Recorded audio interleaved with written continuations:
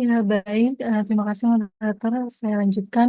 Di sini ada konsep dasar lansia, di mana lanjut usia ini adalah seorang yang memasuki usia 60 tahun ke atas. Kemudian lansia adalah proses kehidupannya itu mengalami fungsi tubuhnya itu menurun. Next. Next. Nah, di sini terdapat beberapa klasifikasi lanjut usia menurut Peraturan Menteri Kesehatan Republik Indonesia, yaitu ada pralanjut usia itu di mana berusia 45 sampai 59 tahun. Untuk lanjut usia itu berusia 60 tahun ke atas. Untuk lanjut usia risiko tinggi itu seorang yang berusia 60 tahun atau lebih yang memiliki masalah kesehatan. Kemudian lanjut usia potensial, yang di mana lansia ini masih mampu melakukan pekerjaan dan kegiatan yang bermanfaat. Nah, yang terakhir untuk lanjut usia yang tidak potensial ini, lansia yang tidak berdaya dalam mencari nafkah, sehingga masih bergantung dengan bantuan orang lain. Nah, untuk perubahan pada lansia ini terjadi pada fisik, psikologis, kognitif, ekonomi, dan sosial masyarakat. Next. Dan di sini ada beberapa masalah kesehatan yang sering muncul pada lanjut usia. Yang memang salah satunya itu ada imobilisasi, instability, incontinence, intellectual impairment, infection, dan selanjutnya beberapa masalah kesehatan bisa dibaca ya teman-teman. Next. Nah, selanjutnya ada konsep dasar demensia. Demensia itu merupakan sekumpulan gejala yang progresif yang ditandai suatu kehilangan kemampuan lansia yang di mana lansia ini mengalami fungsi daya ingat dan daya pikirnya itu menurun. Kemudian demensia ini memberikan dampak yang buruk terhadap kesehatan mental lansia apabila lansia ini kurang mendapatkan dukungan dari keluarga dapat menimbulkan munculnya masalah depresi. Next.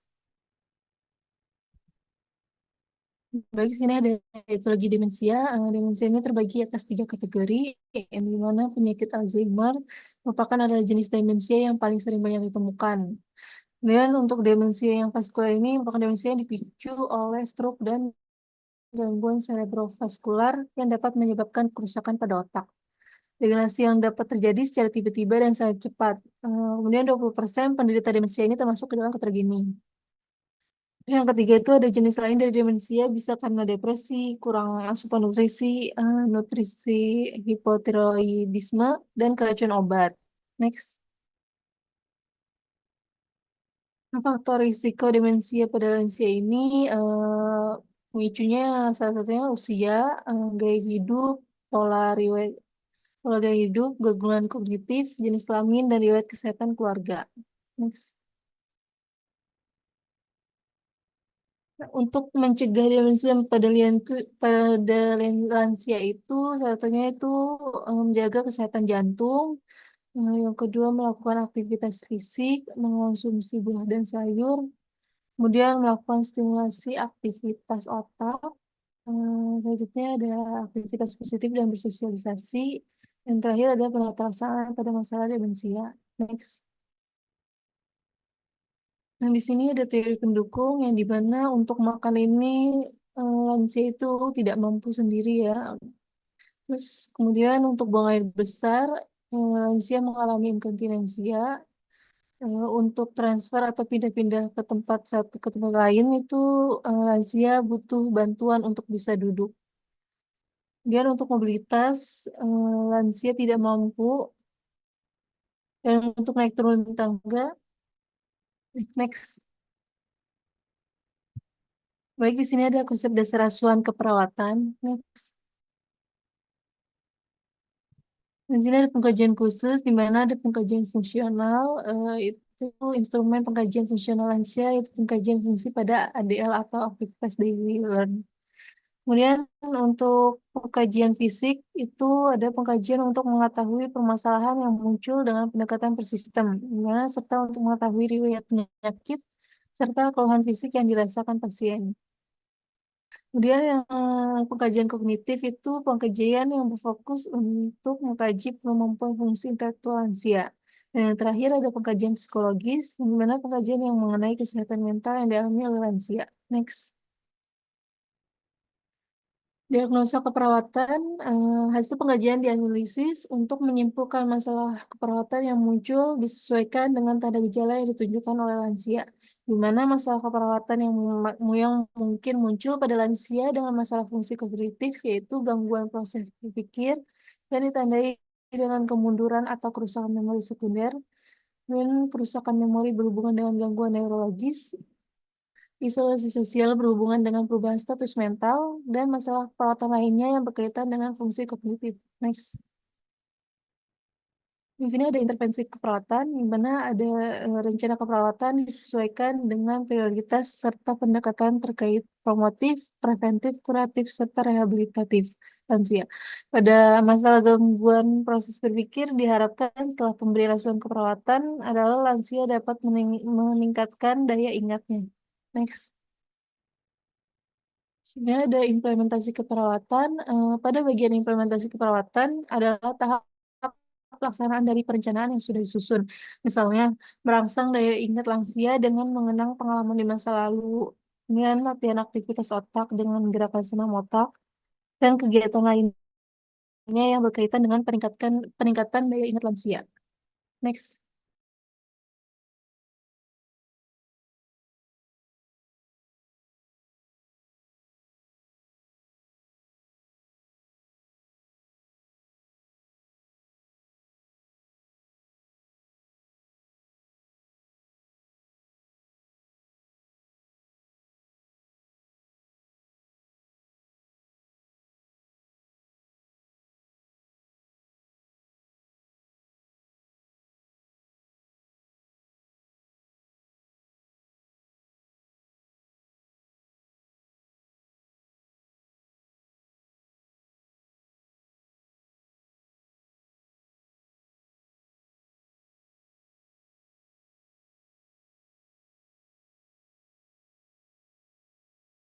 Ya, selanjutnya ada tinjauan Baik, di kasus. sini ada tinjauan.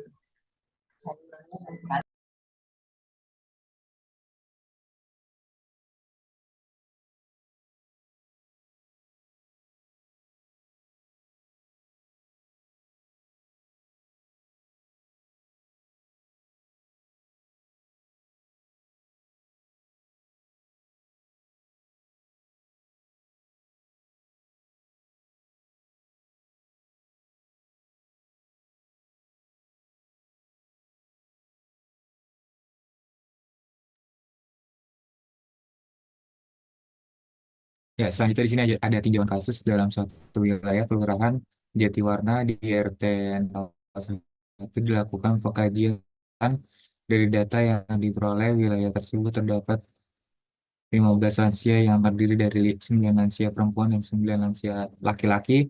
Dari 16 lansia di Kelurahan Jatiwarna RT 01 terdapat lansia dengan usia 60 sampai 74 tahun sebanyak 9 lansia dan usia 75 sampai 90 tahun sebanyak 7 lansia.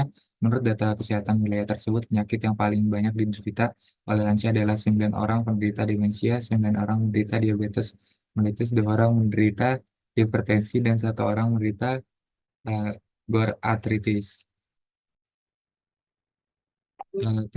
Wilayah RT 1.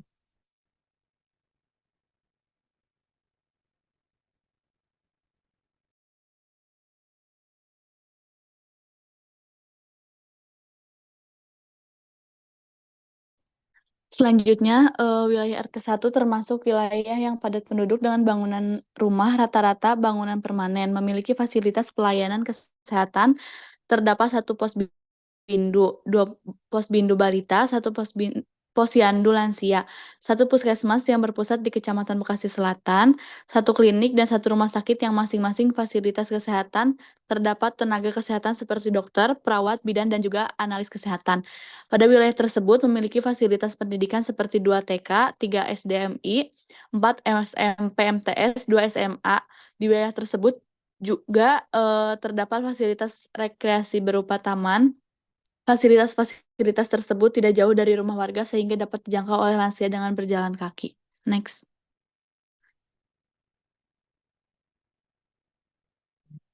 Setiap warga di RT 1 memiliki sumber air sendiri-sendiri.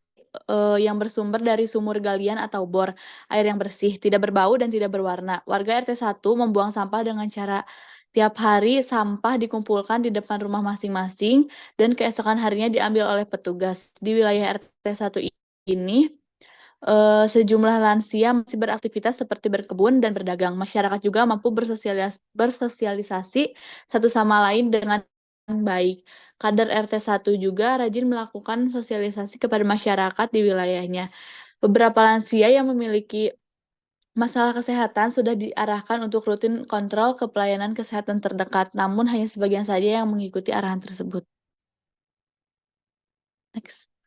Tim keperawatan komunitas melakukan pengkajian pada lansia tersebut. Tim menemukan beberapa masalah. Pada tingkat kemandirian lansia, sebanyak 5 lansia dapat melakukan aktivitas mandiri. 7 lansia dapat melakukan aktivitas dengan ketergantungan ringan. 2 lansia dapat melakukan aktivitas dengan ketergantungan sedang.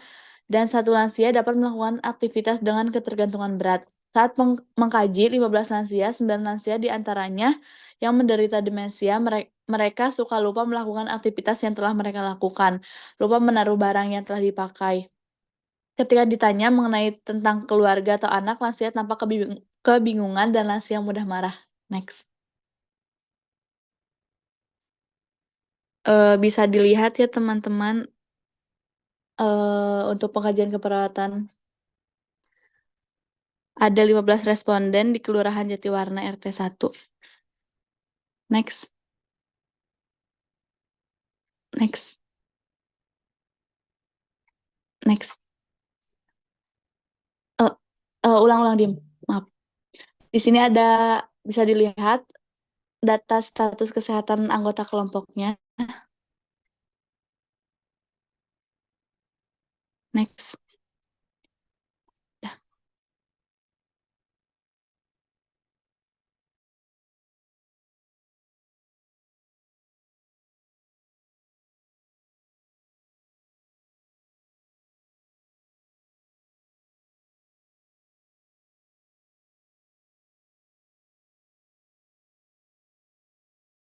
Ya, selanjutnya di sini ada upaya peningkatan kesehatan. Ah, ini ada beberapa dari uraian pengkajian. Bisa dilihat ya teman-teman.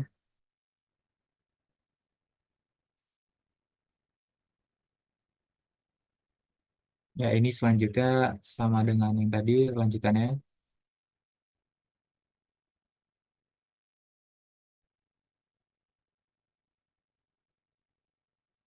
Ya, langsung saja. Di sini ada data distribusi hasil pengajian. Yang pertama, distribusi frekuensi berdasarkan jenis kelamin berdasarkan hasil kuesioner pada lingkungan Kelurahan Jatiwarna RT 1 didapatkan lansia dengan jenis kelamin perempuan sebanyak 66,7% dan laki-laki sebanyak 33,3%. Selanjutnya, yang kedua, distribusi frekuensi penghuni berdasarkan umur berdasarkan hasil kuesioner pada lingkungan Kelurahan Jatiwarna RT 1 terdapat lansia dengan rata-rata usia yaitu 59 sampai 84 tahun. Kemudian yang ketiga, distribusi frekuensi penghuni berdasarkan riwayat pendidikan terakhir berdasarkan hasil kuesioner pada lingkungan Kelurahan Jatiwarna RT 1 terdapat lansia dengan jenis kelamin perempuan sebanyak 66,7% dan laki-laki sebanyak 33,3%. Selanjutnya yang keempat ada distribusi frekuensi penghuni berdasarkan agama. Untuk hasil kuesioner itu pada lingkungan Kelurahan Jatiwarna RT 1 terdapat lansia beragama Islam sebanyak 12 orang dan 2 orang lansia beragama Kristen. Selanjutnya ada yang kelima, distribusi frekuensi penghuni berdasarkan suku. Hasil kuesionernya pada lingkungan Kelurahan Jatiwarna terdapat lansia dengan suku Jawa 40,1%, terdiri dari 6 orang, Betawi 26,7%, terdiri dari 4 orang, Sunda 20%, terdiri dari 3 orang, Batak 13,3%, terdiri dari 2 orang. Selanjutnya yang keenam, distribusi frekuensi penghuni berdasarkan uh, riwayat penyakit.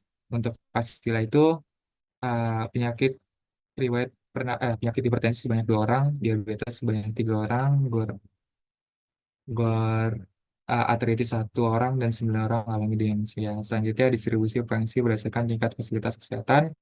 Hasilnya itu adalah posyandu sebanyak 4 bangunan 67%, puskesmas sebanyak 1 bangunan 16%, rumah sakit sebanyak 1 bangunan 17%, dan tidak terdapat adanya klinik.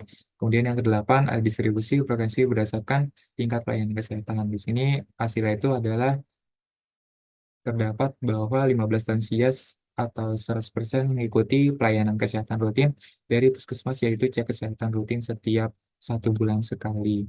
Kemudian yang terakhir ada distribusi provinsi berdasarkan lingkungan fisik. Nah, untuk hasil sendiri itu terdapat penggunaan air sumur sebagai sumber atau saluran air yang di rumah airnya di rumah masing-masing. Ya. Yang ke-11, berdasarkan hasil wawancara RT01 seluruh warga bahwa pembuangan sampah diangkut oleh petugas sampah setiap hari. Berdasarkan hasil angket kepada 15 lansia, didapatkan hasil 15 lansia yaitu 100% melalui pengolahan sampah dengan dikumpulkan di depan rumah masing-masing lalu diangkut. Kemudian yang ke-11 itu adanya berdasarkan status ekonomi, uh, yaitu RT01 Kelurahan Jatiwana sebanyak 7 lansia 47% berpendapatan yaitu 1 sampai 2 juta per bulan, 5 lansia 33% berpendapatan 3 hingga 5 juta per bulan, dan sebanyak 3 lansia atau 20% lansia tidak berpenghasilan. Baik, di sini ada data distribusi hasil pengkajian, ada diagram lingkaran, frekuensi berdasarkan sarana spiritual Kelurahan Jatiwarna pada tahun 2024.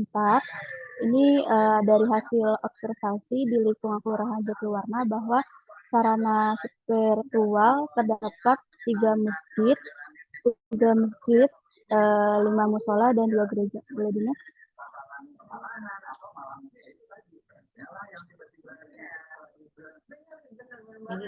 Boleh di next. Baik, di sini ada slide data distribusi hasil pengkajian fasilitas rekreasi RT01 Kelurahan Jatiwarna pada tahun 2024. Berdasarkan hasil observasinya, ini terdapat area 2 taman dan 1 playgroup dan 1 lapangan. Boleh di next. Lalu di sini di slide ini distribusi frekuensi berdasarkan komunikasi pada berdasarkan hasil wawancara dengan 15 lansia, didapat sebanyak 7 lansia menggunakan handphone sebagai alat komunikasi melalui WhatsApp grup RT, 5 lansia melalui pengumuman keliling dari pintu ke pintu, dan 3 lansia melalui pengumuman yang disiarkan di masjid. Lalu di slide ini berisi distribusi frekuensi berdasarkan perilaku kelompok lansia di RT1 Kelurahan Jatiwarna pada tahun 2024, bahwa perilaku atau kebiasaan kelompok lanjut usia ini lebih banyak menyapu jalanan setiap pagi sebanyak 8 lansia dengan prestasi 54%. Kemudian ada juga yang membuka jendela saat pagi sebanyak 5 lansia yaitu 33%, dan kerja bakti tiap bulan sebanyak 2 lansia 13%.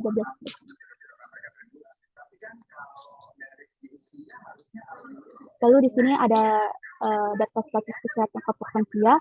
Pengkajian berdasarkan masalah kesehatan saat ini berdasarkan pengkajian melalui wawancara dengan para lansia di RT01. Masalah kesehatan yang lebih banyak saat ini adalah demensia. Di sini ada masalah kesehatan dan jumlah presentasi. Terus yang pertama ini ada penyakit hipertensi dengan jumlah hasilnya 13%, dan demensia ini dengan jumlah 59%. Lalu diabetes mellitus ini ada jumlahnya 20%, dan ada penyakit Gout arthritis dengan jumlah 1 dengan 8%. Boleh di next. Izin masuk kelompok, sisa waktu presentasi sisa 5 menit ya. Boleh di next.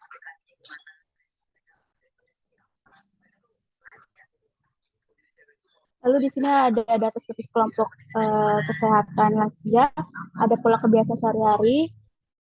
Di sini bisa dilihat ya teman-teman dari berdasarkan ini diketahui bahwa dari 15 lansia dalam memenuhi kebutuhan nutrisi makanan paling banyak di RT 1 adalah 3 kali sehari sebanyak 14 orang, paling sedikit adalah tidak mau makan sebanyak 1 orang. Lalu di bawahnya ini ada pemenuhan kebutuhan nutrisi minum. Berdasarkan tabel 3 ini diketahui bahwa dari 15 lansia dalam pemenuhan kebutuhan nutrisi minum paling banyak di RT 1 adalah 5 sampai 8 gelas per hari sebanyak 8 orang, kemudian 1 sampai 2 gelas sehari sebanyak 4 orang. Boleh di ini?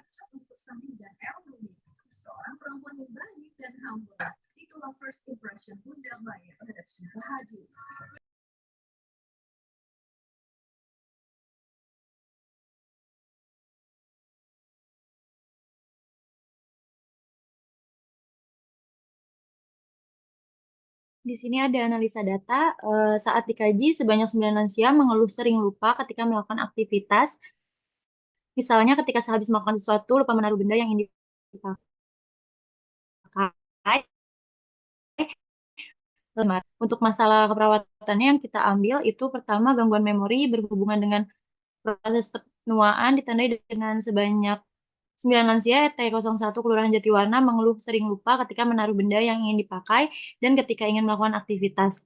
Untuk penyebab masalahnya itu ada kurangnya kesadaran lansia untuk melakukan stimulasi aktivitas otak dan kurangnya kesadaran lansia dalam mengkonsumsi makanan yang sehat dan seimbang yang kaya akan nutrisi dari sayuran dan buah. Lalu data yang kedua, sebagian besar lansia RT01 Kelurahan Jatiwarna mengatakan tidak mengetahui mengenai penyakit demensia. Untuk masalah keperawatan yang kita ambil itu defisit pengetahuan berhubungan dengan kurang terpaparnya informasi ditandai dengan lansia RT01 Kelurahan Jatiwarna tidak banyak yang mengetahui apa itu demensia. Penyebabnya kurang kesadaran lansia untuk mengetahui apa itu demensia dan penyebab demensia, lalu kurang peran serta kadar dalam kegiatan menata laksanaan demensia. Selanjutnya.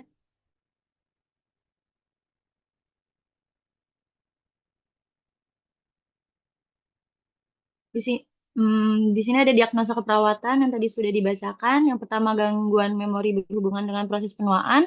Lalu yang kedua ada defisit pengetahuan berhubungan dengan kurang terpaparnya informasi. Selanjutnya.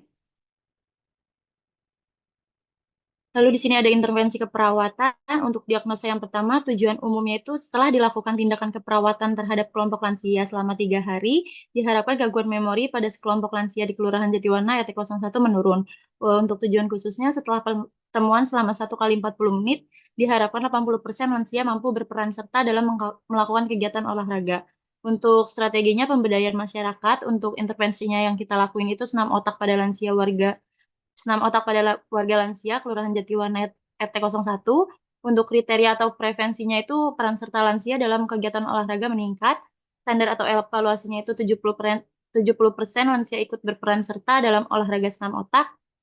Kemudian diagnosa yang kedua, defisit pengetahuan. Tujuan umumnya itu setelah diberikan tindakan asuhan keperawatan gerontik selama 1 hari, diharapkan tidak terjadi peningkatan penyakit demensia.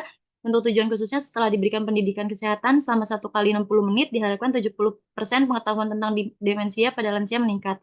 Untuk strateginya itu penyuluhan masyarakat. Untuk intervensi yang kita lakukan itu ada pendidikan kesehatan tentang demensia, yaitu yang kita beri pengertian demensia, penyebab demensia, tanda dan gejala demensia, dan komplikasi demensia. Untuk kriteria atau prevensinya itu pengetahuan tentang penyakit demensia pada warga lansia RT01, wilayah Kelurahan Jatiwarna. Untuk standar evaluasinya itu 70% lansia memahami apa itu demensia, apa itu penyebab demensia, tanda dan gejala demensia, dan komplikasi dari demensia. Selanjutnya. Untuk implementasi keperawatan diagnosa yang pertama itu tadi kita ambil senam otak pada seluruh komunitas lansia Kelurahan Jatiwarna RT01. Untuk topiknya itu menjelaskan tujuan dilakukannya senam dan pelaksanaan senam. Sasarannya itu warga lansia Kelurahan Jatiwarna RT01. Untuk waktunya 27 Juli 2024 jam 10.30. Untuk tempatnya itu di lapangan RT01. Tujuannya itu untuk meningkatkan kesadaran dengan demensia dalam memelihara kesehatan. Lalu diagnosa yang kedua, sebelumnya, Dimas. Oke. Untuk Penkes diagnosa yang kedua ini kita pendidikan kesehatan tentang demensia, yaitu pengertian penyakit, tanda dan gejala penyakit, dan komplikasinya. Untuk topiknya itu pembukaan, penyajian materi, evaluasi dan dengan penjelasan ulang, dan yang terakhir ada penutup. Untuk tujuannya itu untuk meningkatkan pengetahuan masyarakat dan lansia mengenai demensia. Mungkin cukup dari kelompok, kami serahkan ke moderator. Terima kasih.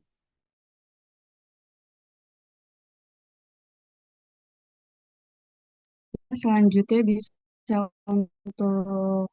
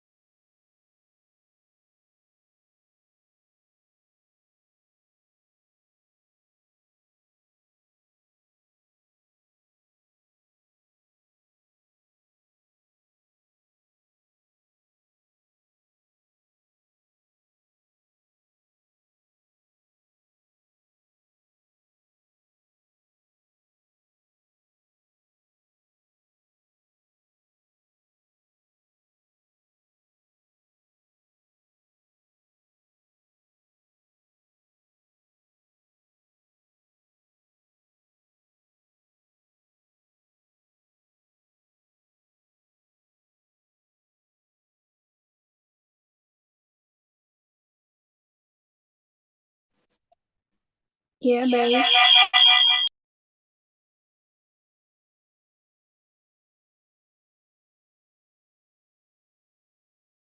bisa dimulai.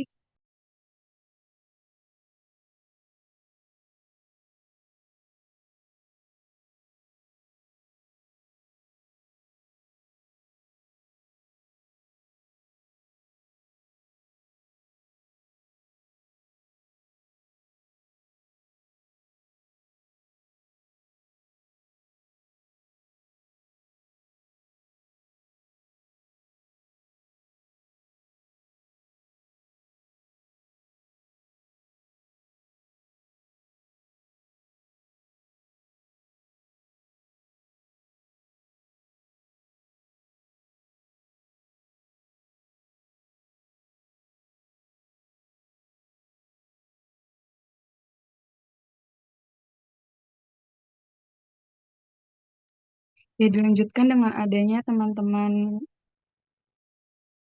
dari kelompok 2RKI, ada Dini Tristawati, ada Khairunisa Nabila, ada Kansa Fitri Mutia, ada Mediana Feliani, lalu ada Muhammad Zaki Akbar, dan Rena Syahrini. Maka dari itu dipersilakan kepada kelompok untuk memulai presentasi.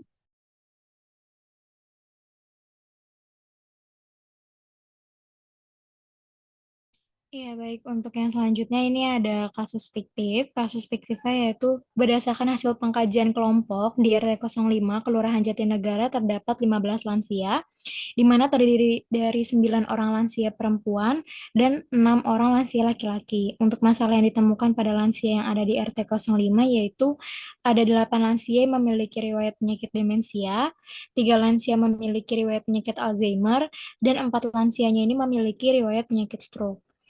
Untuk di wilayah RT 05 sendiri, ini termasuk wilayah yang padat penduduk dengan bangunan rumah rata-ratanya yaitu bangunan permanen dengan akses jalan yang tidak terlalu besar dan tidak cukup untuk akses kendaraan roda 4.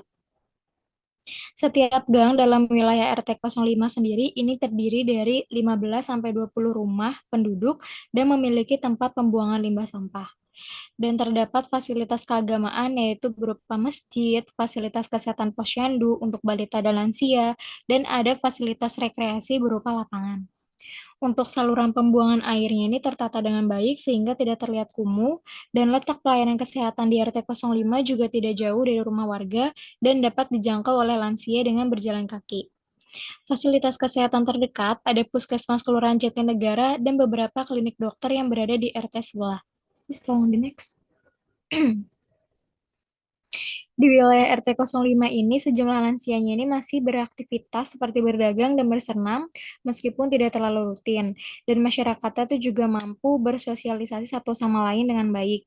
Kader RT 05 juga rajin melakukan sosialisasi kepada masyarakat di wilayahnya, dan beberapa lansia yang memiliki masalah kesehatan sudah diarahkan untuk rutin kontrol ke pelayanan kesehatan terdekat, namun hanya sebagian saja mengikuti arahan tersebut. Is on the next. Ya, untuk selanjutnya ini ada diagnosa dan analisa data, karena untuk pengkajiannya sudah dibahas ya oleh kelompok 1 kemarin. Nah, ini kita langsung saja ke diagnosa keperawatannya. Untuk analisa datanya, yaitu data subjektif yang pertama, rata-rata lansianya ini mengatakan mudah lupa dan sulit melakukan aktivitas sehari-hari. Lalu yang kedua, berdasarkan wawancara, 8 dari 15 lansianya ini mengatakan tidak mampu mengingat peristiwa yang lalu. Yang ketiga yaitu pada saat hari wawancara, 3 dari 15 lansianya juga mengatakan lupa tanggal hari ini. Dan yang keempat yaitu para lansianya mengatakan tidak mampu mempelajari keterampilan baru. Please tolong the next. Dan data objektifnya yaitu yang pertama, terdata 11 lansia yang tidak mampu menjawab pertanyaan karena lupa. Lalu yang kedua, rata-rata penderita Alzheimer di RT 05 Kelurahan Jatinegaranya ini nampak diam seperti sedang mengingat sesuatu ketika diajak berdiskusi. Dan yang ketiga, tampak banyak lansia yang sadar akan dirinya sering merasa lupa. Dan yang keempat, fasilitas pelayanan kesehatan di daerah tersebutnya itu udah ada 1 posyandu dan 1 puskesmas. Tapi masih banyak dari masyarakat atau para lansianya gitu yang tidak memanfaatkan fasilitas pelayanan kesehatan yang ada. Nah, maka diagnosa keperawatan yang diambil yaitu DX1-nya berupa gangguan memori berhubungan dengan proses penuaan dibuktikan dengan klien mengatakan mudah merasa lupa. Nah, ini sumbernya di SDKI D.0062. Bisa tolong di next.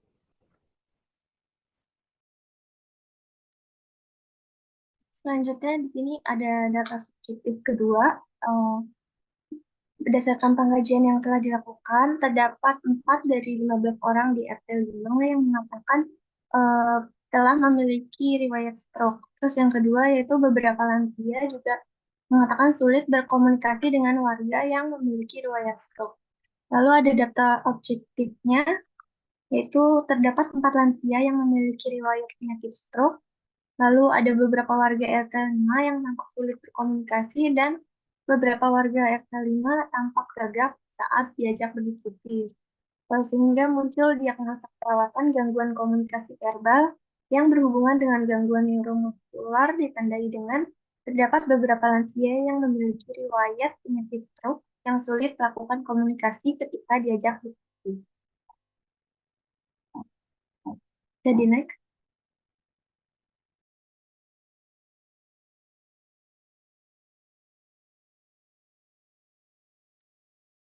Selanjutnya ini ada data objektif ketiga, data subjektif ketiga. Di sini rata-rata lansia mengatakan tidak ingin melakukan perawatan diri. Terus ada lansia yang mengatakan jarang mandi dan hanya mandi 1 kali sehari, bahkan kadang tidak mandi. Lalu yang ketiga rata-rata lansia mengatakan dirinya juga merasa sudah bersih. Lalu data objektif yang didapatkan yaitu terdapat 4 lansia yang memiliki riwayat penyakit stroke. Lalu rata-rata lansianya tampak kurang berminat untuk melakukan perawatan diri.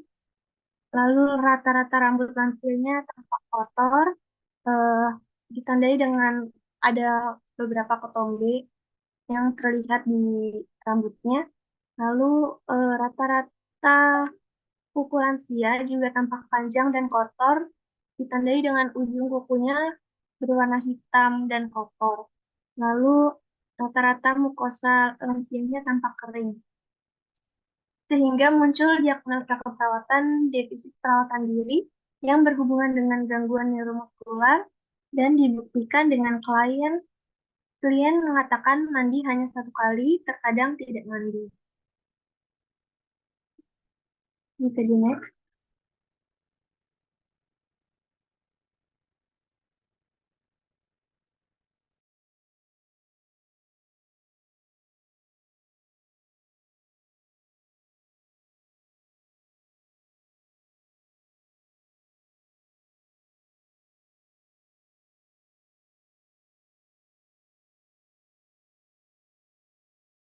Ya, untuk diagnosa selanjutnya ini dari data subjektifnya, yang pertama ada rata-rata lansia mengatakan mudah lupa dan sulit untuk melakukan aktivitas sehari-hari.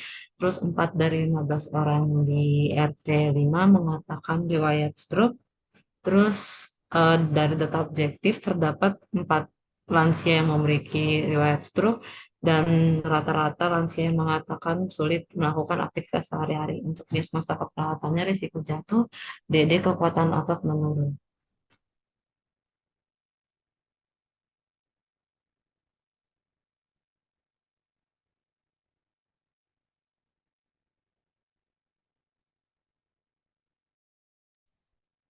Oke, untuk jadi di sini perencanaan keperawatan itu seperti yang kita tahu adalah suatu proses penyusunan berbagai intervensi keperawatan yang berguna untuk mencegah, menurunkan, atau mengurangi masalah-masalah dalam hal ini pada lansia.